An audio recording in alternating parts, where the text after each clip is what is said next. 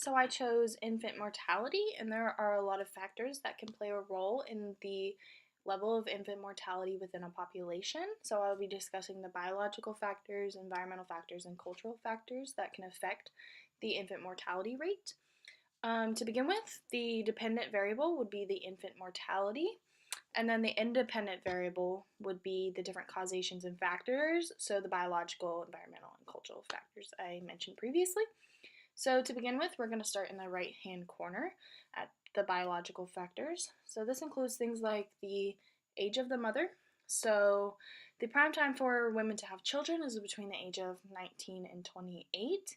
So if a woman is giving birth at a younger age or older age than this range, it can cause for an increased infant mortality rate. And then we move on to the length of pregnancy. So this has to do with whether or not the baby is carried to term.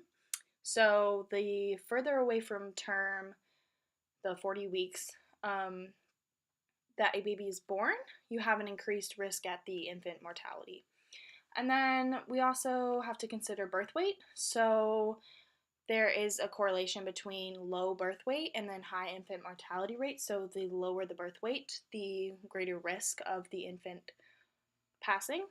And then we have birth order. And by birth order, we're speaking of the sequence in which the child was born. So your first or second child has a greater risk or has a greater chance of being healthier and a less chance of a reduced risk of infant mortality than further on in the birth order sequence. So the more children you have, the higher rate of infant mortality the further you move along. So, and then in the bottom right-hand corner, we have environmental factors. This includes things like lack of sanitary surroundings. So if you are giving birth or trying to take care of an infant postpartum and you don't have sanitary surroundings, it increases risk for infection and then therefore increases risk for infant mortality. And then we have communicable diseases. So these are things that mainly affect the digestive and respiratory systems within the new infants because these are very fragile at the neonatal state. So if you live in a place where these diseases are prevalent and the child can contract these things, you have an increased infant mortality rate.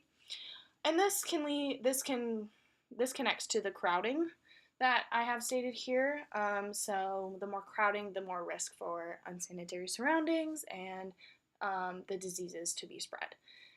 And then you also have poor hygiene and maintenance of both the mother and the infant that can cause an increased risk of infant mortality. So poor body maintenance and things like that can play a role.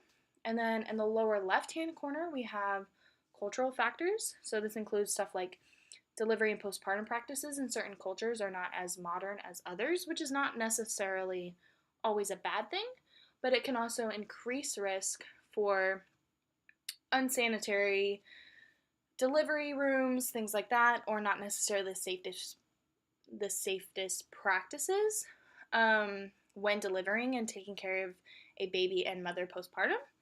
And then you also have improper feeding practices. This refers to things like whether or not breastfeeding is implemented and when breastfeeding is implemented and just how the feeding trends go within certain cultures can cause for an increased infant mortality rate.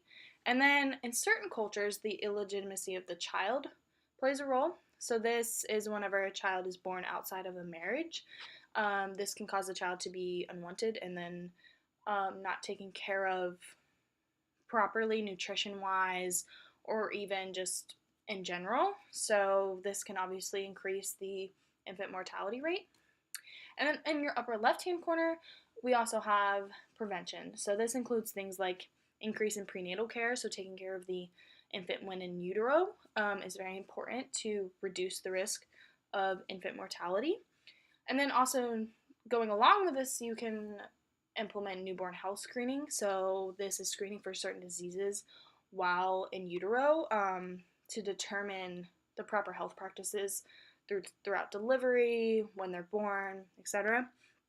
And then you also have prevention of preterm birth, which relates back to the biological factors. So we want to reduce the amount of preterm births occurring so that they can be carried to full term and be healthy babies, and that reduces the risk of infant mortality. And then lastly, we have sanitary health practices. So this goes along with the environmental factors. So we want a sanitary place for the child to be delivered and then raised. So that's infant mortality.